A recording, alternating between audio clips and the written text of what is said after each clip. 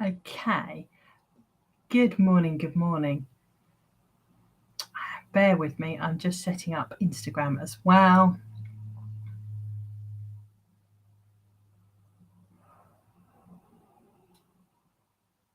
Oh, hang on. Right. If you're on live this morning, please do let me know. It's always nice to be chatting to real people rather than just kind of babbling into the ether.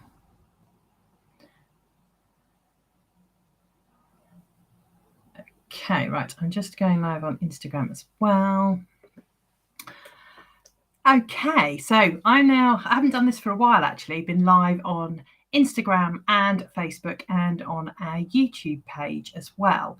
That's why I'm a couple of minutes late, because obviously when you haven't done something for a while, you are not logged in. So, talking this morning about what to do when you're in a situation where your ex is upsetting your child or your children.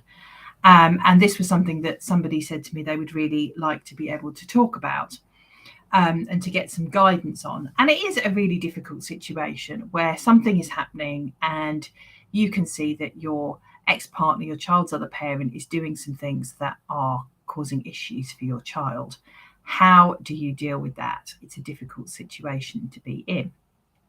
So the first thing, and this is definitely tricky, but the first thing is to check in with what's your stuff and what's your child's stuff. Now, sometimes as parents, we assume that our child feels the same way about something as we do. And that's often not the case, particularly with regard to separation, because whereas you are separating from your ex-partner, they may have behaved in a way that upset you, that hurt you, that made you angry. You are not going to have them as your partner, your spouse anymore. Your child still has them as their parent. So they may well have a different perspective on this. And they may not share the same things that you think about.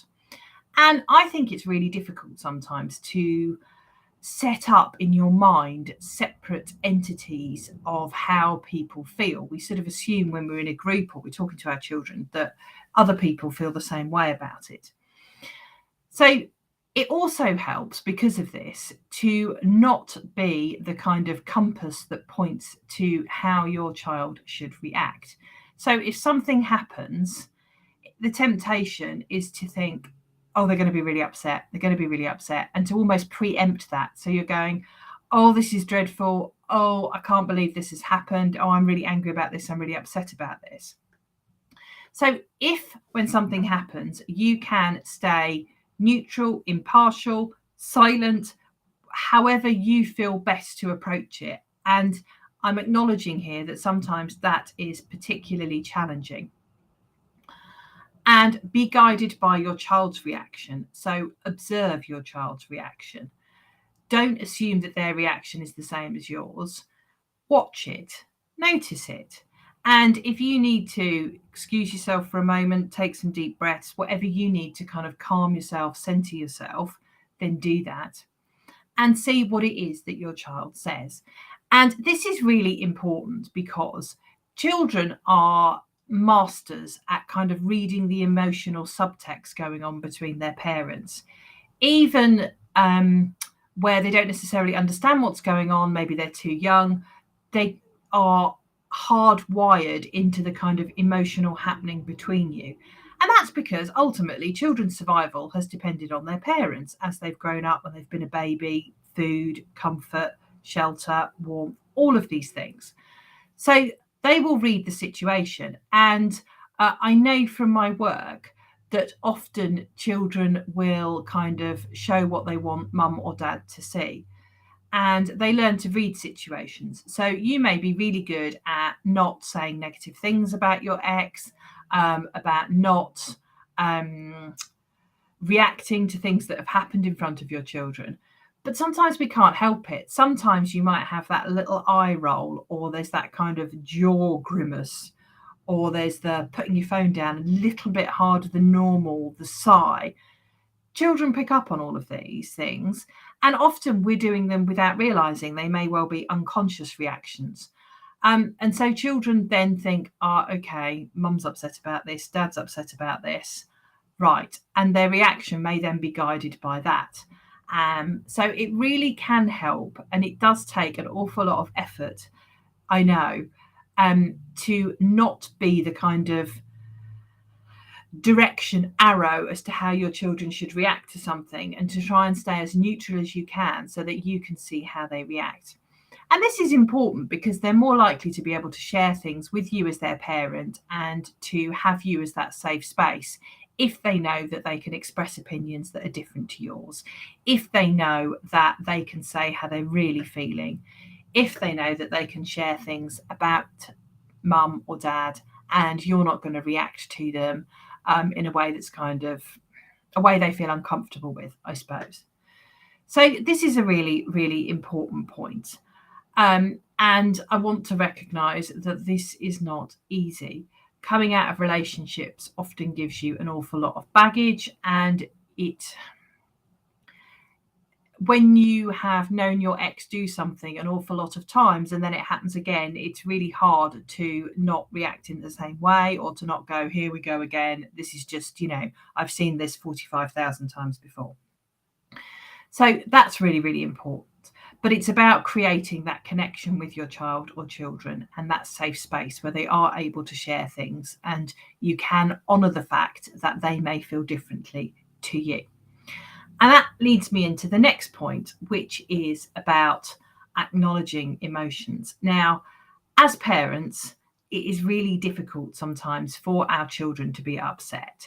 And I think particularly perhaps when children are younger, we want to fix it. Often we want to fix what's wrong. Your child drops their ice cream, they're crying. You want to go and buy them another ice cream because you can see how upset they are and how awful it is. Examples of these kind of things. And sometimes we can say things like, don't be upset, don't cry. And it's not that we mean you can't cry or that you can't show your emotions. It's just we find it upsetting. And one of the things that I have certainly learned as a parent is how important it is not to minimize how children feel, to acknowledge, I can see you're upset. I can see you have really big feelings here. I think you're angry about this. Does it feel like anger? Tell me what it feels like. All of these kind of things. And children want us to bear witness to what they're feeling and to help them to deal with those feelings. And that starts often with naming them, particularly for younger children. We have kind of sad, mad, and those kind of small labels, but to have a greater breadth of labels so that they have more emotions that they understand. And the more you're able to name them and help them to name them, that greater emotional vocabulary that they then develop as they get older. So it doesn't have to involve, yes, you're right, your dad is a pain in the backside. Oh, has your mum done that again? I can't believe her. It doesn't need to be blaming in it. What we're focusing on is acknowledging how the child feels and validating that. It's okay to feel that way. And knowing what that emotion is and that it's okay to feel it and sitting with that. I'm here. You can talk to me. You are loved. I want to hear how you feel. All of these things just helps to create that safe space so that your child can then offload to you so that they can talk about what's happening and so that you can decide what you're going to do together. Because sometimes you may have views on the fact that, right, that's it, I'm going to take it up with my ex. I can't believe they've done this. But actually your child may not want you to do that. They may be worried about the situation. They may just want to offload to decide what they're going to do and to talk about what is the next day forward. What would they like to do? What would help here? What do you think would help you to deal with this situation? These kind of things. And that then will help you with dealing with this situation with your ex. So in an ideal world, yes, your child would say, yes, please, can you talk to mum or dad about this? And you would be able to contact them and say, I think we have an issue here. Johnny's upset, Janie's upset, whoever it is. And I'd like to have a conversation with you about it. And you would be able to meet up, talk about it calmly and resolve what you're going to do. Now, I know that if everybody was able to do that, then I probably wouldn't have a job because of the fact that everybody would be making arrangements and sorting things out. So depending on what your child wants to do, you may or may not need to have a conversation with your ex. Your child may decide that actually they don't want it dealt with in that way, or they're going to approach it differently, whatever it is. If the situation with your ex keeps cropping up and you do want to tackle it, but you feel that you are not able to talk about it between yourselves, then there are hard questions to look at. So one is, do you really need to tackle this? If it's going to cause difficulties, sometimes there is an element that actually, if you can circumnavigate this issue by dealing with it in a different way, not reacting, whatever it might be, maybe you don't need to have that conversation that is not going to go very well, because your conversations never do. Secondly, sometimes you really do need to have that conversation because it's about a wider issue, it's about a more long-term issue, and it's something that needs to be tackled. So you've probably seen me on Instagram, on social media, talking about the 4 C's. Now, these are 4 words that begin with C that I think are the fundamentals of effective communication. And they are calm. You have your more effective communications when you are able to stay calm. And that sounds really simple, but sometimes staying calm in the face of situations that really wind you up is difficult. So knowing where you are at on your stress scale and how to dial yourself down quickly if you're not feeling calm is a really valuable skill. The second thing is constructive, and that often relates to the language that we use. And if you've ever been in a conversation with someone and you've thought that you are dealing with it really well, there's a kind of connection, and then something happens and you just feel less connected, that's often that a word has jarred with you or something has happened there. Or sometimes you might have the opposite effect, that you're having a conversation with someone and you feel a real bond with them. You feel like you're really connecting. And again, that can be to do with the language that's used. And language has the power to pull us together or tear us apart. And an obvious example of that is if somebody asks you a question that starts with why. That often tends to lead itself to justify yourself, explain yourself, which can make somebody feel defensive. So if you're talking to your ex, or your ex is talking to you about something, and a question starts with, why did you do that? You immediately feel, oh, I've got to justify myself. Oh, I feel like I'm under attack here. If you can shift the language a little bit, you can say things like, I'm curious to understand what happened, or I'm wondering about your perspective. I've heard from Johnny, Janie about what happened, but I'd like to understand things from your perspective. I'm curious to understand this. I'd like to understand this. Can often elicit a much more constructive response than saying, well, why the heck did you do that? The third pillar is conscious. So setting intentions. If we're having a conversation, what is it that we want to achieve from a conversation? Is it to understand what's happened? Is it to put across our point?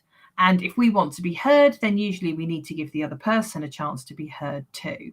Setting an intention for the conversation. Your intention might be, I'm going to stay calm. I am going to stay calm. And being conscious of that, so mindful of that through the conversation. And the last pillar is compassionate.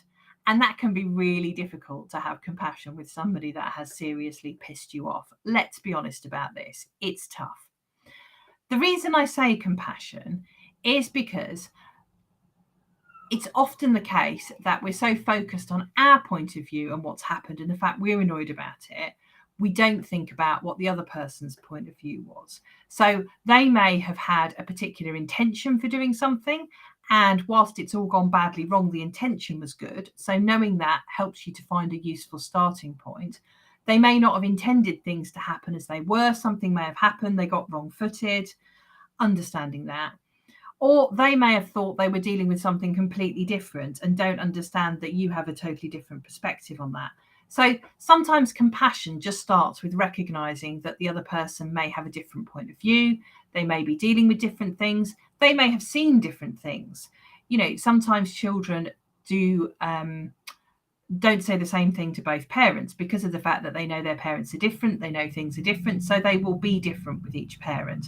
And that can sometimes create different viewpoints or understandings of situations. it's nothing that's necessarily done consciously, but it's just being aware of that. So trying to deal with conversations in line with the 4 C's is really important.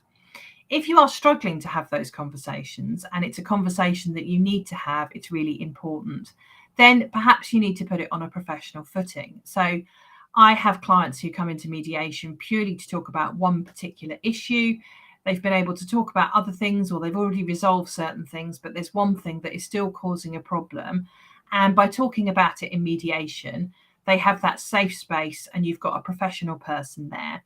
And I think most people accept that people are going to be a bit more polite, a bit more civil when there is a mediator there, because they don't want the mediator to think badly of them, or they know that they are in a place where they perhaps need to be more conscious of their words than they might be if they were a bit fired up just talking to their ex directly. So family mediation can be a useful space to talk about things. And there's sometimes a misconception that if you decide to come to mediation, the mediator will keep bringing you back and you must sit there and you must sort it out. It's not the case at all. I say to my clients, look, if you're both open to this, and it's important to know that each person meets with the mediator on their own to start off with, so the mediator can assess whether it's safe and suitable. And then you only come to joint meetings if the mediator says, yes, this is okay, and you're both comfortable to do so. You can try a joint meeting and see how you go. At the moment, there is a voucher available for up to £500 per couple or per separated couple to talk about issues relating to their children.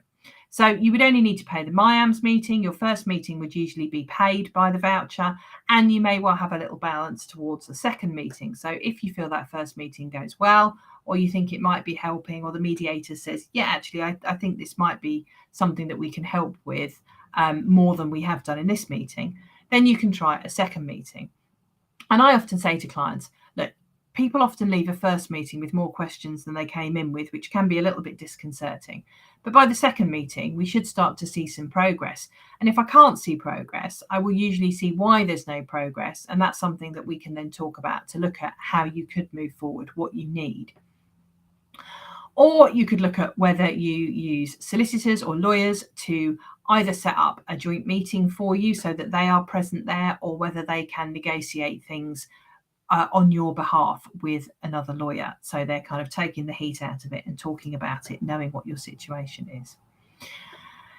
If it's a particularly serious issue, then you can look at other processes. Somebody else makes a decision for you about what's going to happen here. So somebody would set that out, either a judge in court or an arbitrator in an arbitration process, and they would then make a binding order about how things should be dealt with. Sometimes it's not about professional support in the sense of strictly tackling the issue that is the dispute between the two of you. Sometimes there are issues that are perhaps more emotional, and sometimes you might need support with those more so than actually negotiating things. So that might be that your children need some emotional support. Perhaps there is some particular behaviour that you've noticed, some changes in your child's behaviour, and that's what's causing the issue. And perhaps they need a safe space to offload and unpack things that have happened to them so that they can feel reassured about what the situation is and process it themselves. So that might be support through their school. Lots of schools have additional support in place for children. They can access counselling or ELSA's emotional literacy support assistant, I think, and things like that can help children dealing with difficult emotional issues. Or it might be that you want to seek a referral through CAMS, through your GP, so that they can get some support through there. Or you might have a local counsellor who is qualified and insured to talk with children. And if you had a recommendation to a local counsellor, then perhaps you might want to deal with it privately. But getting that support in place might be helpful. Or it might be that you need support as a parent to deal with that particular issue. And I say this a lot. And as a parent myself, I know that nobody teaches you about being a parent. You are pregnant, you have a baby, and then you are somehow, through a process of osmosis, expected to know how to navigate all the twists and turns and all the things that crop up. And as parents, we skill ourselves up, we learn things, we read things, all of that. But sometimes there are curveballs that we're not prepared for. And one of the things that I say about separation is that often when you're supporting your child through a big life issue, so say, for example, they've got a health issue, or they're struggling at school, or perhaps they're being bullied, you draw on previous life experience to support your child in terms of what you do to help them, how you talk to them, all of those kind of things. But with separation, you are going through it at the same time as your child. And that often means you don't have the same time perspective that you would have with things that have happened to you previously. So it is hard because it's raw for you. And sometimes the conversations you have with your child can push buttons. You can react to things in a way that you wouldn't if you had that time perspective. So I think it's common that you need some additional support to deal with difficult parenting issues. If you look back at the post that I did, I think yesterday or Monday, the lovely Una Archer commented on that and was talking about the fact that sometimes difficult issues with parenting in a separation can be related to past trauma. And again, this is really important stuff to look at, because it may be that these issues are quite deep-seated. Often divorce and separation can trigger issues from childhood, and that is when you really do need to access that professional support to work through things. And during the pandemic, when we were all homeschooling, managing work, dealing with difficult things, upset, worried children, I did Una's course. Una is a Circle of Security parenting facilitator, and I did her course through evenings on Zoom, looking at the circle of security in parenting. And that really is that your children are always at somewhere on a circle, whether that's going out and exploring or coming back in needing comfort or help with feelings they've got. And I found that really, really useful.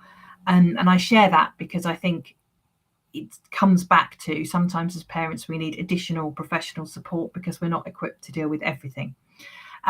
So I will tag Una in there since I've mentioned her, so you can see what she does. But there are plethoras of support from different professionals that can help in these situations. Goodness me, I have talked for over 20 minutes.